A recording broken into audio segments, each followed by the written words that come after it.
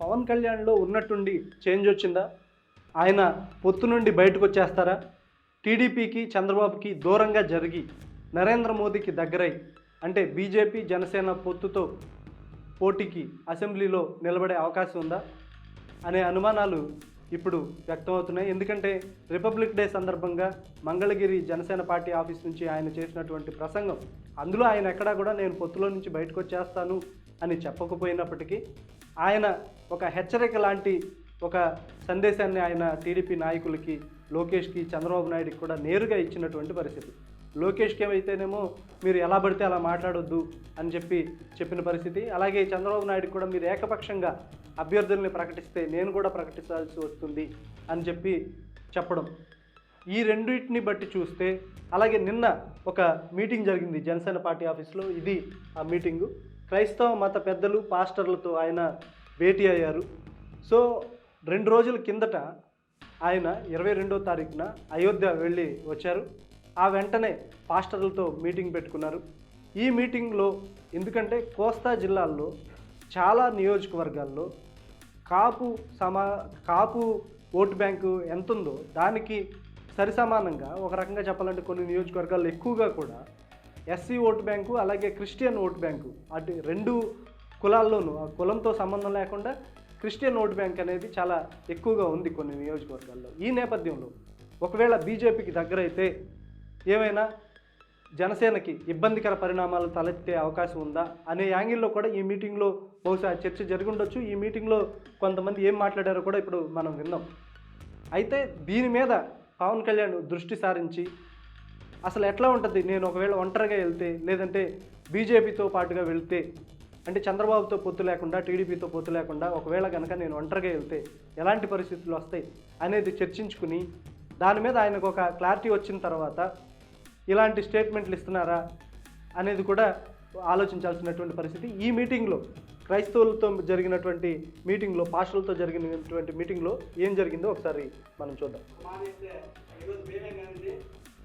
లక్షల మంది ప్రజలతో పాటు, విశ్వాసంతో పాటు క్రైస్తవ నాయకులు, పాస్టర్లు అందరూ కూడా మేము వెనకాల వచ్చేసారు సార్. మేము అసెంబ్లీలో చూడాలి, సీఎం గారు చూడాలని చెప్పి మేము పాస్టర్స్ అందరూ కూడా కోరుకుంటున్నాం. 2008లో మీతో ఉన్నాను, 2014లో ఉన్నాను, 2019లో ఉన్నాను. మీరున్నంతకాలం మీతో నేను ఉంటాను. పార్టీ అధికారంలో రావాలి, మీరు ముఖ్యమంత్రిగా నేను చూడాలి. మీరు క్రైస్తవ గురించి ఇప్పుడు మాట్లాడిన విషయాలు చాలా అద్భుతంగా ఉన్నాయి. ఎక్కడ క్రైస్తవుల మనోభావాలు దెబ్బతినకుండా చక్కగా మాట్లాడుతున్నారు. అది క్రైస్తవుల తరపున మనం అందరం తెలియజేస్తున్నాను. జగన్ గారు వచ్చిన తర్వాత క్రైస్తవుల మీద దాడులు జరుగుతున్నాయి. అందుకు దాడులు క్రైస్తవులు ఎవరి మీద దాడులు జరగలేదు. జగన్ ప్రభుత్వం వచ్చిన తర్వాత క్రైస్తవుల మీదే తిరుగుబాటు జరుగుతుంది. అంటే క్రైస్తవులకి జగన్ వాళ్ళు వచ్చేది 0 తప్ప ఏమీ లేదు, వేరేమీ లేదు. ఇవాళ క్రైస్తవ్యం ఒక రకంగా చెప్పాలంటే జగన్ వాళ్ళు ప్రశ్న పెట్టిపోతున్నాయి. జగన్ చెప్తున్నారు కదా, నాకు మతం, కులం లేకపోతే పార్టీ సంబంధం లేదన్నారు కదండి. అది చేతలో చెప్తే చాలా బాగుంటుంది. నియోజకవర్గానికి ₹1 క్రిస్టియన్స్కి ఇస్తారని భరోసా ఇచ్చారండి. ఇప్పుడు ₹1 వస్తున్న నియోజకవర్గానికి జగన్ గారు వచ్చిన తర్వాత మైనారిటీ ₹1 రాలేదు. మహమ్మద్ అక్బర్ సార్ నా పేరు ముస్లింగా నేను కన్వర్ట్ అయిన తర్వాత ఆనంద్ అలియాస్ ఆనంద్ కుమార్ గా నా పేరు నామకరణం చేయడం జరిగింది సార్. ఇస్లాం నుంచి క్రిస్టియన్ నేను ఇప్పుడు. సో ఇక్కడ చూసుకున్నట్లయితే వాళ్ళు ఏదైతే చెప్తున్నారో దాన్ని అంతా కూడా ఆయన నోట్ చేసుకుంటున్నారు.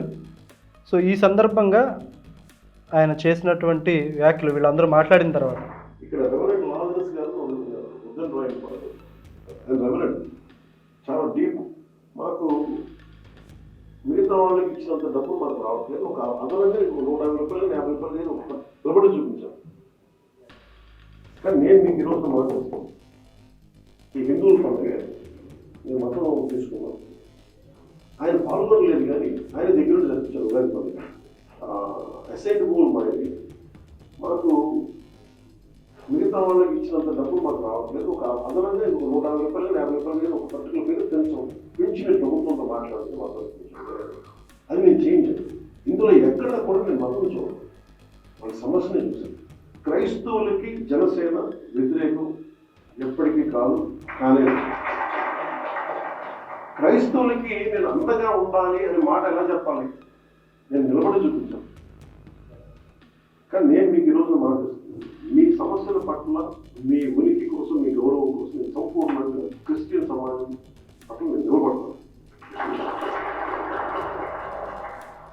మీరు ఈసారి నిజాయితీకి, సత్యానికి నేను నిలబడతాను. మీకు ఏ మాత్రం కష్టం వచ్చినా నేను అక్కడ ఉన్నాను అనేది మీరు మర్చిపోతాను. సో నాకు తెలుసో లేదో నేను బెత్తలేను. నాకు భగవంతుడు. సో ఇది పవన్ కళ్యాణ్ చెప్పినటువంటి మాట. మీరందరూ కూడా నా కోసం నిలబడండి. మీరు కనుక నిలబడితే నేను ఏ పార్టీతో ఉన్నాననే దాంతో సంబంధం లేకుండా నేను నా వైపు నుంచి, జనసేన తరపు నుంచి పాస్టర్లకి అలాగే క్రిస్టియన్స్కి అండగా ఉంటాను అని చెప్పి ఆయన ఇంకా చాలా మాట్లాడారు. వాళ్ళకి విశ్వాసం కలిగించేలాగా మాట్లాడారు. గతంలో ఒక సినిమా స్టార్ట్ అయింది, చాలామందికి గుర్తుందో లేదో. పవన్ కళ్యాణ్ యేసు ప్రభు ఆ క్యారెక్టర్లో, ఆయనే యేసు ప్రభు క్యారెక్టర్లో ఒక సినిమా స్టార్ట్ చేశారు. సంగీతం శ్రీనివాసరావు గారని డైరెక్టర్ ఆయన. సో ఆయన చాలా సంవత్సరాల కిందట ఒక సినిమా స్టార్ట్ చేశారు. ఆ సందర్భంగా నేను బెత్లెహేం వెళ్ళాను. అక్కడ ఎక్కడైతే యేసు ప్రభుకి సిలువ వేశారో, ఆయన్ని ఏదైతే మార్గంలో నడిపించారో, అలాగే ఏదైతే గుహలో ఆయన ఒక 40 రోజులు ఉండాల్సి వచ్చిందో, అవన్నీ కూడా నేను వెళ్ళి స్వయంగా నేను స్పర్శించి వచ్చాను నేను అక్కడ అని చెప్పి ఆయన చెప్పడం జరిగింది. సో అలాగే నా కూతురికి బాప్టిజం కూడా జరిగింది రష్యాలో. సో నాకు అలాంటిది ఏమీ లేదు, నేను అన్ని మతాలని సమానంగా గౌరవిస్తాను. నేను హిందూనైనప్పటికీ కూడా, నేను హిందూ సనాతన ధర్మాన్ని ఆచరిస్తున్నప్పటికీ కూడా నేను అన్ని మతాలని సమానంగా గౌరవిస్తాను. దానికి మా ఇంట్లోనే ఉదాహరణలు ఉన్నాయి అని చెప్పేసి ఆయన చెప్పిన పరిస్థితి. ఈ విధంగా ఆయన ఏంటంటే క్రిస్టియన్స్కి, పాస్టర్స్కి ఆయన వాళ్ళతో కూర్చుని అసలు ఏం జరుగుతోంది ఈ రాష్ట్రంలో, నేను ఒంటరిగా వెళ్తే లేదంటే నేను వేరే పొత్తులో వెళ్తే ఎలా ఉంటుంది అనే దాంతో మాట్లాడడం వల్ల ఆయనకు ఒక కాన్ఫిడెన్స్ వచ్చిందేమో బహుశా. సో నేను ఒంటరిగా వెళ్ళినా లేదంటే బీజేపీతో పొత్తులో వెళ్ళినా కూడా ఎలాంటి ఇబ్బంది ఉండదు ఇక్కడ.